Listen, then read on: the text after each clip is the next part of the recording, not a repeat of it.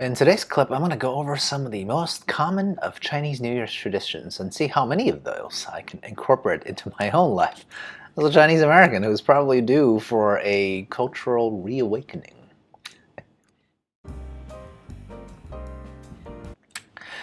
Hey, XenPuck here. Yep, it's obscure holiday day here, or soon, depending on when you watch this, okay?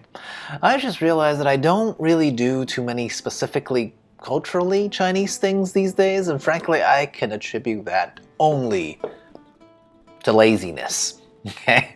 So when the other day my wife asked me, what are our plans for Chinese New Year's? Because, you know, she's being considerate and also she wants to get in on the good side of her Asian coworkers. I was like, okay, wow, I haven't really thought about this holiday for years. Maybe it's because I live in the USA and especially now, no longer on the coastal bubbles, but frankly, even when I lived in New York City, I'd only recognize that it's Chinese New Year's when I find my favorite Chinese takeout places are closed on some random winter day. Then I'd be like, oh, it must be Chinese New Year's today because Chinese restaurants almost never close. Let's go work ethic.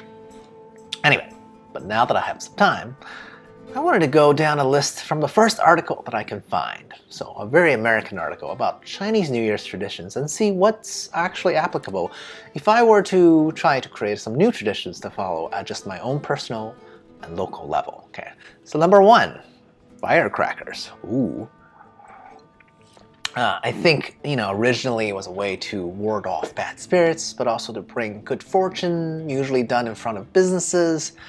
I remember the sounds of these. Loved them as a kid, though I don't think I need to bring these back as a tradition as an adult. On the other hand, if I had a kid someday, I'd probably totally want to play with firecrackers with them. You know, safely, of course. But there's just something visceral and exciting about those little pluckers that I'm glad that this is even a tradition to begin with. Okay, New Year's firecrackers, totally a thing. Number two, apparently in Asia, Chinese New Year's lasts a full 2 weeks, or actually 15 days, okay, culminating in a totally separate holiday on the 15th day of the new year. I only recall having a holiday surrounding this holiday. By that I mean like having time off from school, right? As Chinese New Year's is really kind of like as important as Christmas is in the West. That's how important Chinese New Year's or the Lunar New Year is in East Asia. Now, as a kid, I don't even think I understood what the meaning of the, you know, January 15th holiday on the lunar calendar actually meant. All I remember is that there is more delicious sweets to be had. So, though now that I've lived in the US for so long, I seriously doubt that I'd even think those sweets are that sweet anymore compared to their Western counterparts, right? Oh well, gonna skip trying to understand the whole 15-day celebration period thing. That's too much, right? Right now I just want to concentrate on the actual Chinese New Year's Day. Tradition number three, red envelopes are given on Chinese New Year's. Ah, yes. Man, I remember feeling real flush as a child as people kept giving me envelopes full of cash, red envelopes full of money on that day. You know, when I was a kid living in China, right? I then dutifully handed these to my mother for safekeeping, to never ever lay eyes on that money ever again. I think later on I realized, presumably she was just turning around and redistributing this money to other people's kids, kind of, you know, like a big circle jerk of sorts. This particular type of, you know, economic turnaround or roundabout actually reminds me of that episode of It's Always Sunny where Mac and Dennis keeps giving away a fake currency called, I think, like patty bucks or something, thinking that they're somehow contributing to the economy when in fact they have like zero understanding of how personal finance or a macroeconomy actually works. Anyway, can't beat the feeling though of getting, you know, cash, aka getting paid when you've done no work though. I mean, that's how it feels as a kid. You just get money. You didn't do anything. My feelings on red envelopes actually soured once we came to the US because our social circle here was non-existent. So nobody gave me money anymore for Chinese New Year's. That was my equivalent of, I think, realizing that Santa's not real kind of moment. except without the need of feeling like someone has lied to me all my life, I guess. Anyway, oh well, I wouldn't currently bring this tradition back either, because red envelopes, I think, traditionally are only meant for kids or people who can't take care of themselves. And at the moment, I don't really know many people like that, so maybe, again, for a later stage in life.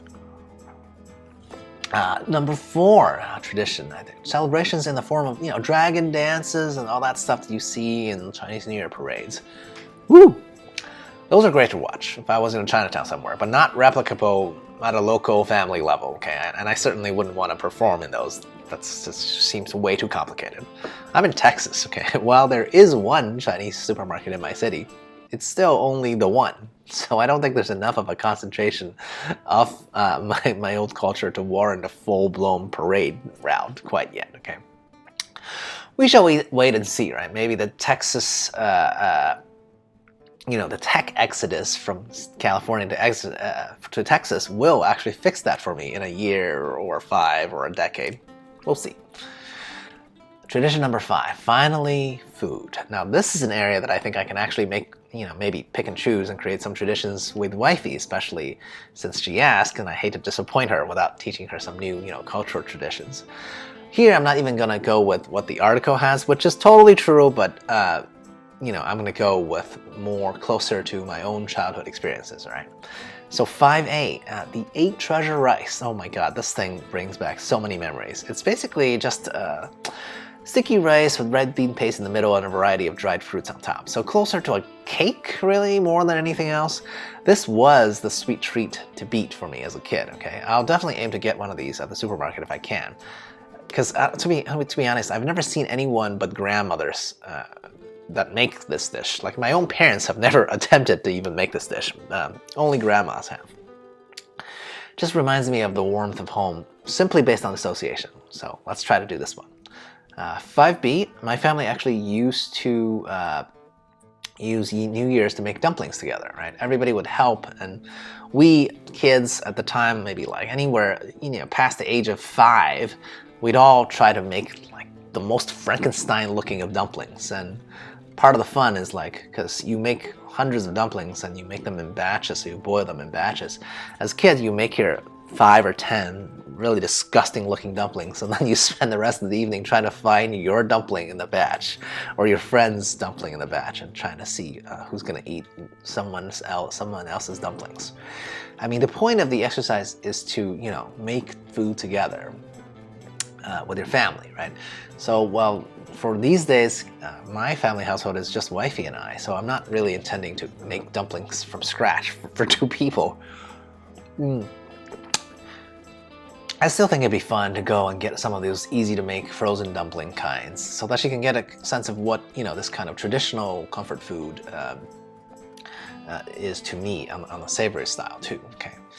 5C, there's also, I can't believe the article didn't mention this, there's niangao, which literally translates to ear cake. So I'm pretty sure that's also a New Year specific type of treat, right?